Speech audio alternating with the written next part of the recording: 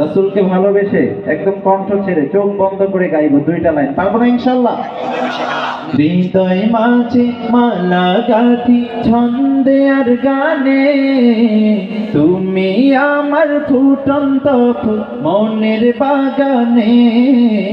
হৃদয় মাঝে মালা গাঁথি ছন্দে আর গানে, তুমি আমার ফুটন্ত ফুল।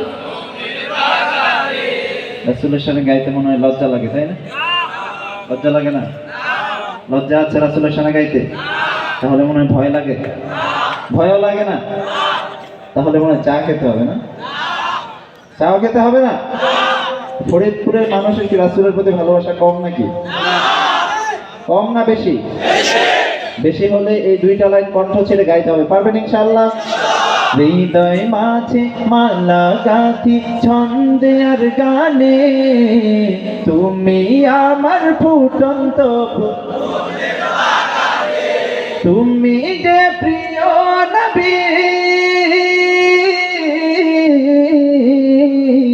তুমি যে প্রিয় নবী, তুমি যে ধ্যানে ছবি, তোমায় নিয়ে ভাবি আমি প্রতিটি ক্ষণে।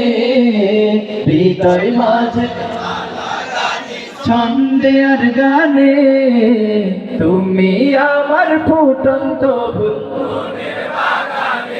প্রেম বিরহে ঢেউ জাগে ব্যথার সায়রে, সর্বহারা কাব্য লিখি জড়দাখরে।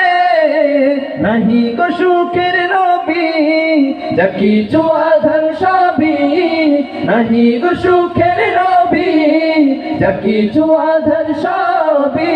শ্রাবণ মেঘের মতো কাঁদি তোমার স্মরণে, হৃদয় মাঝে মালা গাঁথি ছন্দে আর গানে, তুমি আমার ফুটন্ত হৃদয় মাঝে মালা গাঁথি ছন্দে আর গানে, তুমি আমার ফুটন্ত সবার জন্য একবার জোরে সোরে শুনবো মারহাবা। আর একটু জোরে বলেন। এ পর্যায়ে আরেকটা পরিচিত নাচ গাইব। ত্রিভুবনের প্রিয় মুহাম্মদ এলো রে দুনিয়ায়,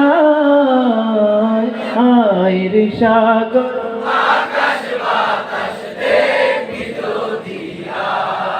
আওয়াজ মনে হয় এইটুকু, আর নাই? আরো আছে? গ্রাম বাংলায় শহরে গঞ্জে অশ্লীল গান বাজনার আয়োজনগুলোতে আমরা দেখে থাকি, যখন শিল্পীরা অশ্লীল গান বাজনা করে তখন শিল্পীর সামনে যে সকল শ্রোতারা বসে থাকে তারা শুধুমাত্র শিল্পীকে খুশি করার জন্য কণ্ঠ ফাটিয়ে গায়, ঠিক কিনা? কিন্তু আমরা তো আমাদের প্রিয় নবী বিশ্ব নবী হযরত মুহাম্মদ সাল্লাল্লাহু আলাইহি ওয়াসাল্লামের জন্য এই জীবনটাও দিয়ে দিতে প্রস্তুত, ঠিক কিনা? তাহলে কণ্ঠ ছেড়ে গাইতে কোনো সমস্যা আছে?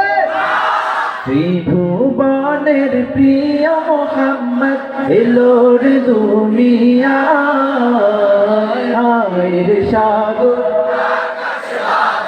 দেখবি যদি, আয় আয় রে সাগর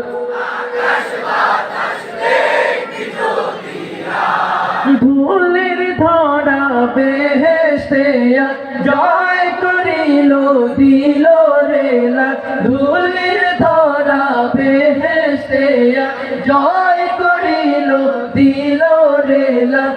আজকে খুশির ঢল নেমেছে, আজকে খুশির ঢল নেমেছে, ধূসর সাহারায়, আয় রে সাগর দেখবি যদি, আয় আয় রে সাগর দেখবি যদি, আয়।